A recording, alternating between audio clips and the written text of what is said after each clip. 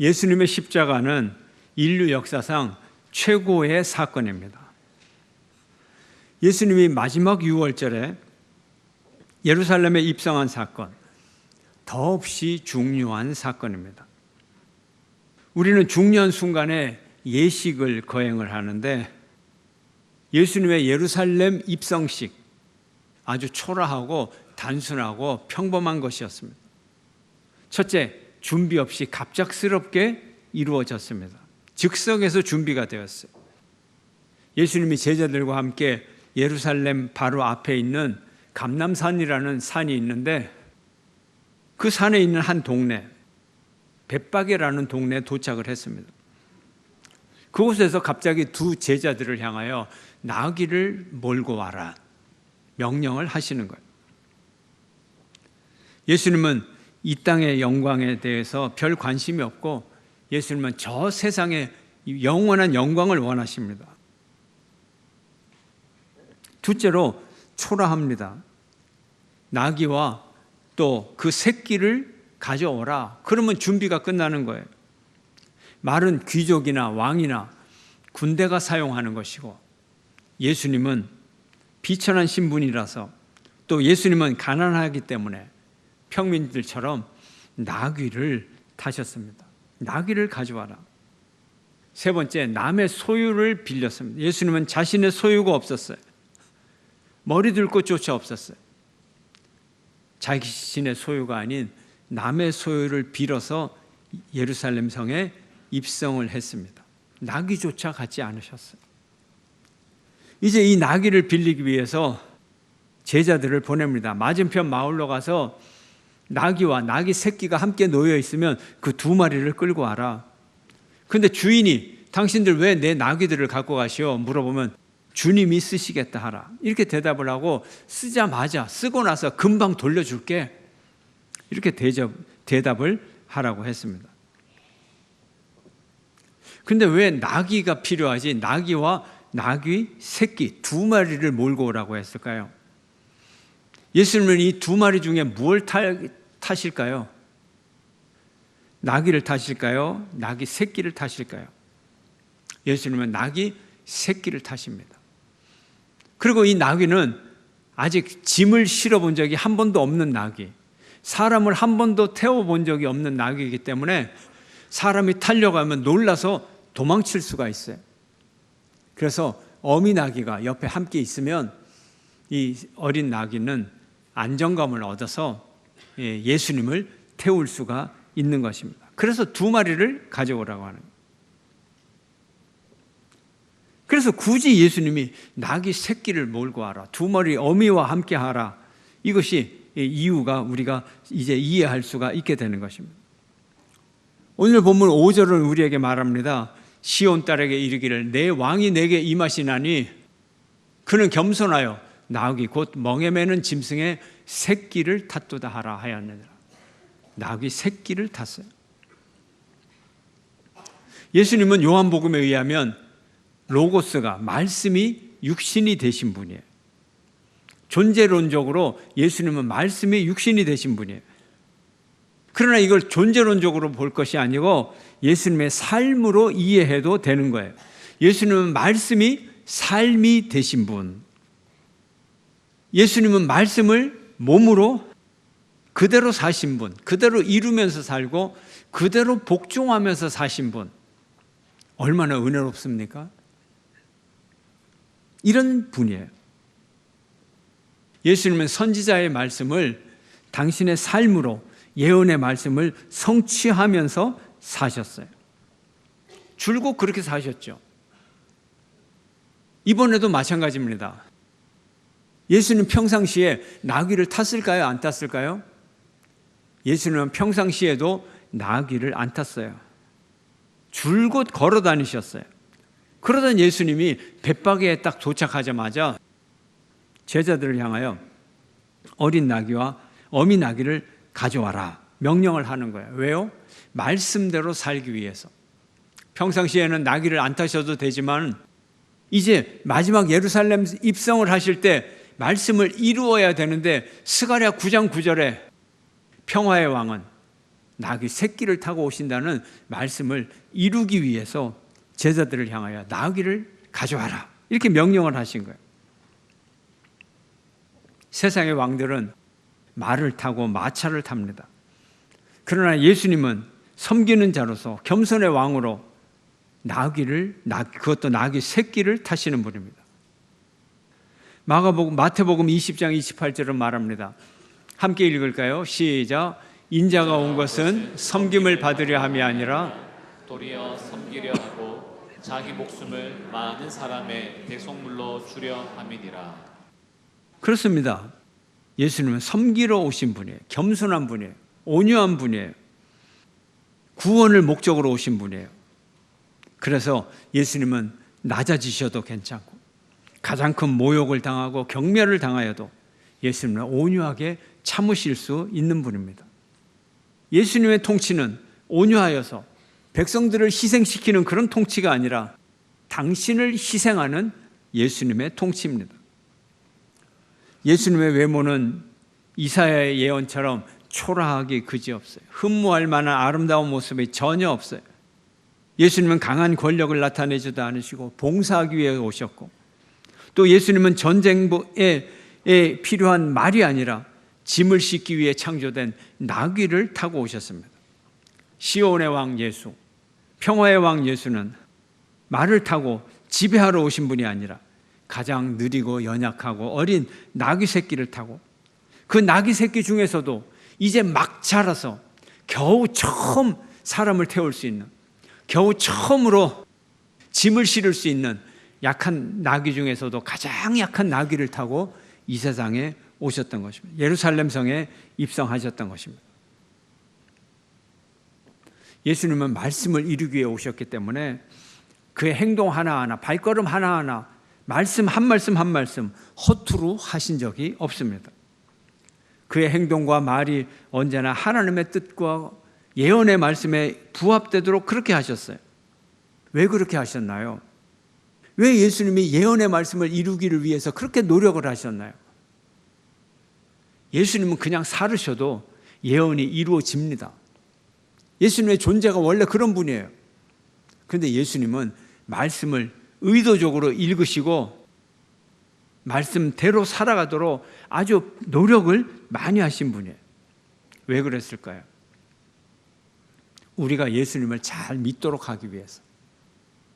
구약에 예언된 예수님의 말씀을 예수님께서 친히 그대로 말씀 한 말씀 어김없이 그대로 증거를 우리에게 다 주심으로써 성경을 우리가 읽을 때, 아, 예수님의 예언의 말씀을 예수님께서 이렇게 이루셨구나, 우리가 잘 믿도록 하기 위해서.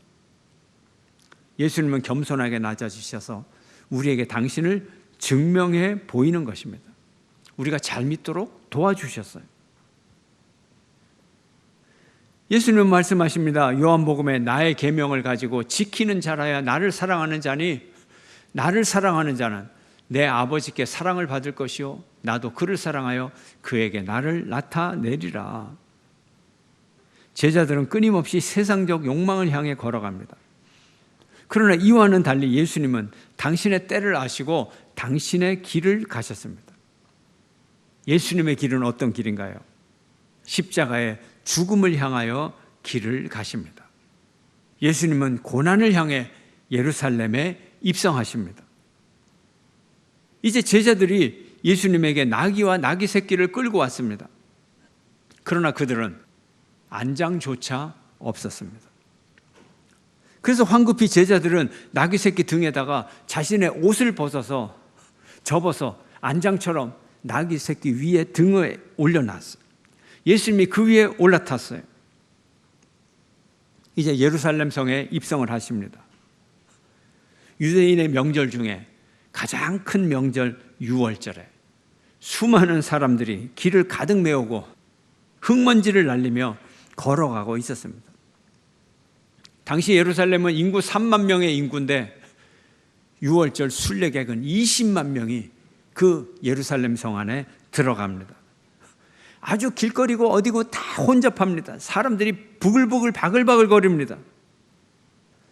예수님이 예루살렘에 입성할 때 아무런 행사가 없었습니다. 그저 물밀듯이 사람들이 몰려서 길을 메우면서 먼지를 날리면서 예루살렘 성을 들어가고 있었습니다. 평범한 백성들, 하층민들, 요즘 말로 하면 어중이 떠중이, 갑돌이 갑순이, 이런 말이 잘 어울리는 그런 사람들이 걸어갔습니다. 6월절 축제, 6월절 제사를 위해 예루살렘에 들어갈 때 20만 명의 사람들이 빼곡히 몰려 있을 때 사람들은 흥분을 느낍니다. 흥분된 상황입니다. 그런데 아무것도 일어나지 않아요. 무언가 약간 지루해지는 느낌이 있어요. 흥분된 마음과 환경이 잘 뭔가 조화가 안 돼요. 그때 갑자기 큰 소리가 들립니다. 호산나, 호산나. 이 소리가 점점 더 커집니다. 예수님이 어린 나귀 새끼를 타고 길을 가시는데 예수님 앞에 길을 가던 사람이 예수님을 향하여 호산나 호산나를 외치면서 사람들은 자기의 겉옷을 벗어서 예수님이 가시는 길 앞에 깔기 시작합니다. 어떤 사람은 들고 있는 종려나무 가지를 길에 깔았습니다. 그 사람들의 모습을 바라보니 갈대밭에 바람이 불어 갈대가 쭉 눕듯이 바다에 파도가 치면서 파도가 밀려오듯이 사람들이 옷을 벗어 길에 까는 그 파도가 눈에 보였습니다. 왕이 걸어가야 할 그 앞길에 양탄자를 깔아놓듯이 예수님이 가시는 그 길에 사람들이 옷을 벗어 양탄자를 깔아놓기 시작합니다. 누가 시작했는지는 모르지만 큰 함성이 터지고 이제 큰 소리로 온 이 군중들이 외치기 시작했습니다. 앞에서 가고 뒤에서 따르는 예수님을 뒤에서 따르는 무리가 소리 높여 이르되 호산나 다윗의 자손이여 찬송하리로다. 주의 이름으로 오시는 이여 가장 높은 곳에서 호산나 호산나 하더라. 이스라엘 모든 민족이 애타게 기다리던 구세주, 그가 메시아였어요. 그 메시아의 호칭 다윗의 자손이여 주의 이름으로 오시는 이여 호산나 호산나. 그들이 외치기 시작합니다. 예수님이 예루살렘에 입성하십니다. 과연 이들이 예수님을 알았는가? 우리는 알 수가 없어요. 그러나 이들의 행위는 아주 구원사적으로 아주 의미가 있는 행위였던 것입니다. 그들이 의미를 아는지 모르는지 그들은 예수를 향하여 다윗의 자손이여 주의 이름으로 오시는 이여 호산나 호산나 호산나를 외치고 있었습니다. 호산나가 무슨 뜻입니까? 호산나는 아람어 히브리어에서 온 거예요.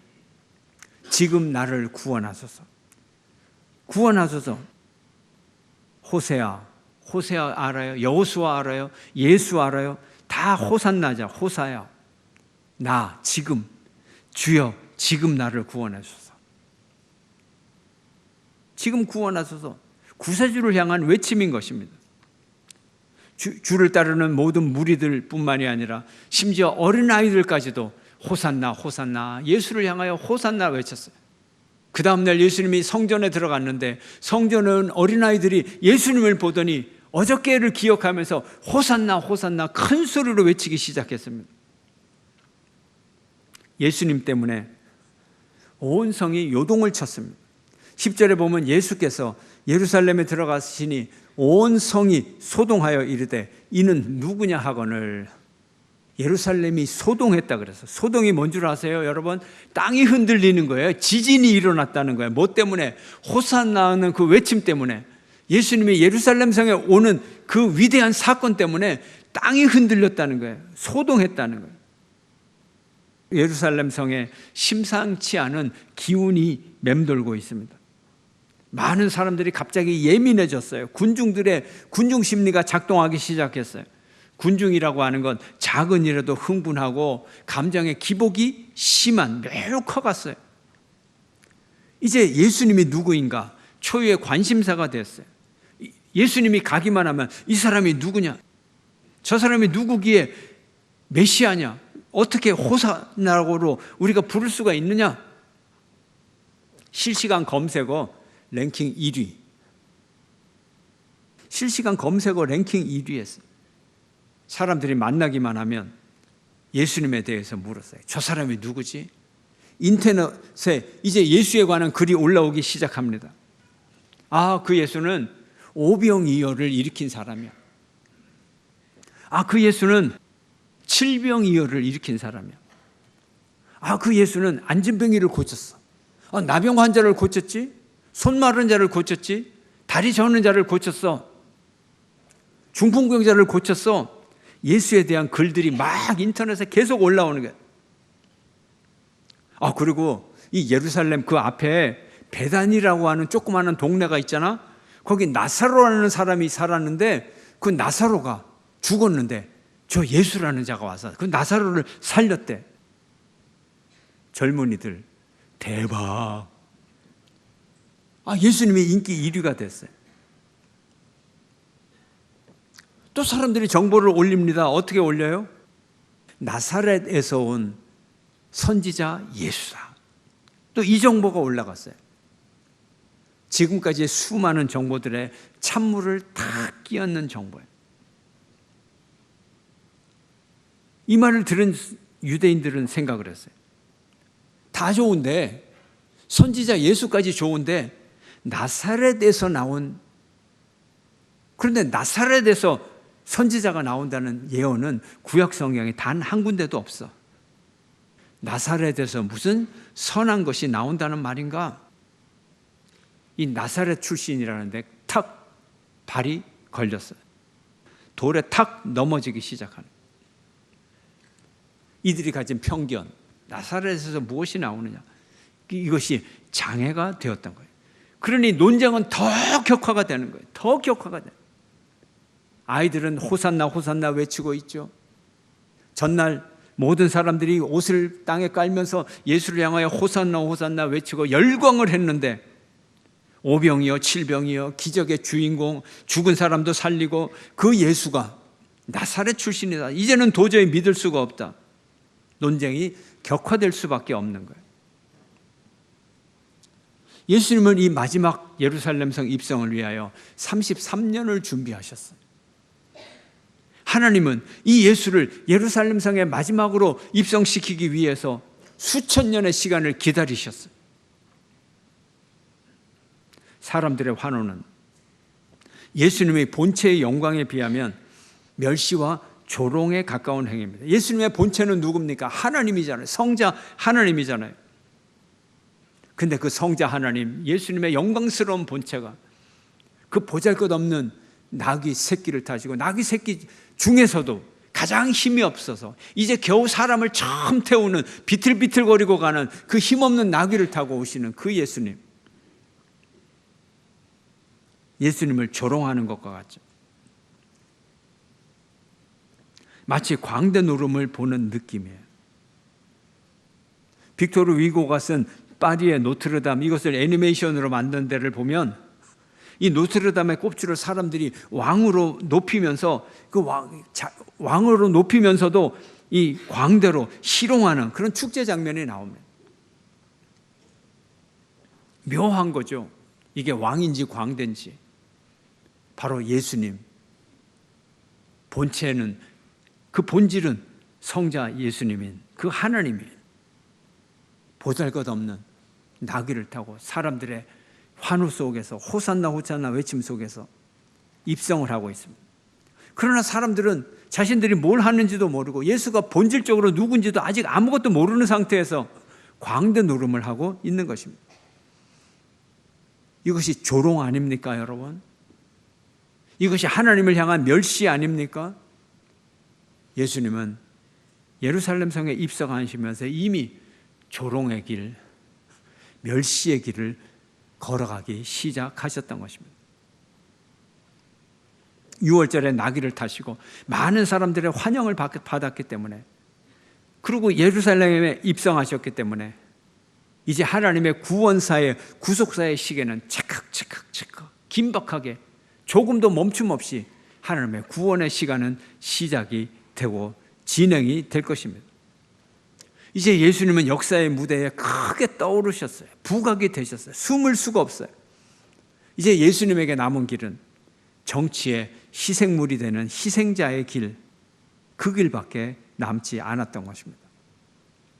예루살렘의 입성 소식이 큰 소동을 일으켰기 때문에 이제 예수님은 숨지도 못하고 돌아가지 못할, 다시는 돌아갈 수 없는 그 강을 건너셨던 것입니다. 이제 예수님은 조롱과 멸시의 길을 통과해서 십자가의 고난의 길, 죽음의 길로 가실 수밖에 없는 것입니다. 이제 벌거벗겨 십자가에 매달릴 분, 낮아지실 분, 죽으실 분, 부끄러움을 당하실 분, 이제 겨우 고난의 시작인 것입니다. 이렇게 온 도시 예루살렘이 땅이 흔들릴 정도로, 소동할 정도로 호산나를 외치고 파다한 소문을 퍼뜨렸던 그 무리들 며칠이 못 되어 예수님을 배반하고 예수님을 십자가에 못 박으라고 소리칩니다. 같은 입술로, 호산나로 외쳤던 그 입술로 예수를 십자가에 못 박으라고 외칩니다. 당시 총독에게는 유월절 특별 사면 제도가 있었습니다. 유월절이 다가오자 빌라도 총독은 백성들에게 물었습니다. 내가 너희에게 살인자 강도 바라바를 놓아줄까? 너희들이 왕이라고 외쳤던 유대인의 왕 예수를 놓아줄까? 사람들은 대답합니다. 강도 바라바를 놓아주시오. 빌라도가 묻습니다. 아니 무슨 소리를? 며칠 전만 해도 너희들 예수를 구세주라고 그랬고 메시아라고 그랬고 왕이라고 그러지 않았어? 옷을 길에 깔아놓고 난리를 치고 그럴 때가 불과 며칠 전인데 그러면 어떻게 할까? 당신의 왕, 유대인의 왕 예수를 어떻게 할까? 사람들은 큰 소리를 칩니다. 십자가에 못 박으시오. 한 목소리로 말합니다. 성경은 말합니다. 모든 것이 제사장들이 백성들을 사주했기 때문이다. 이렇게 말합니다. 예수님이 구세주가 아니라고 제사장들, 지도자들, 서기관들, 바리새인들, 사두개인들, 헤로파들 예수님을 십자가에 못 박았지만 십자가에 못 박는 것은 하나님의 뜻대로 된 것이에요. 하나님의 구속사를 막지를 못해요. 인간의 죄악은 막지를 못해요. 이 모든 구속사의 본격적인 시나리오의 시작이 예수님의 예루살렘 입성으로부터 시작이 됐어요. 그 이전부터 준비해 왔지만 예수님의 예루살렘 입성을 통하여 가속화되어서 예수님의 십자가로 달려가게 되는 것입니다. 물밀듯 예수님에게 몰려오는 고난의 파도가 이제 시작이 되었어요. 예수님은 배반을 당했어요. 제자들에게조차 배반을 당하고 유다를 통해 인신매매를 당하고 체포를 당하고 매맞고 등허리에 살점이 떨어지도록 채찍질 당하고 손으로 구타당하고 조롱당하고 비웃음 당하고 십자가에 못 박히고 심지어 십자가에 못 박힌 흉악한 강도들조차도 예수님을 비아냥거리고 비웃고 예수님은 수치와 모욕의 길, 고통의 길을 가시고 죽음의 길로 달려가셨습니다. 예수님은 피하지 않으셨습니다. 우리 위에 그 십자가의 길을 걸어가셨습니다. 호산나 다윗의 자손이여, 호산나 다윗의 자손이여, 주의 이름으로 오시는 이여 우리를 구원하소서. 지금 구원하소서. 오직 우리의 구세주는 예수님 당신뿐입니다. 주여 호산나, 지금 나를 구원하소서. 오늘 나를 구원하소서. 이제 나를 구원하소서. 오늘 시간 주님 앞에 매달리오니 나를 구원하소서. 예루살렘 성에 입성하셨듯이 주님 내 삶의 한가운데 오시고 내 영혼 한가운데 오셔서 지금 나를 구원하소서. 주님께 간절히 매달리고 기도하는 저와 여러분 모두가 되시길 주의 이름으로 축원합니다. 모든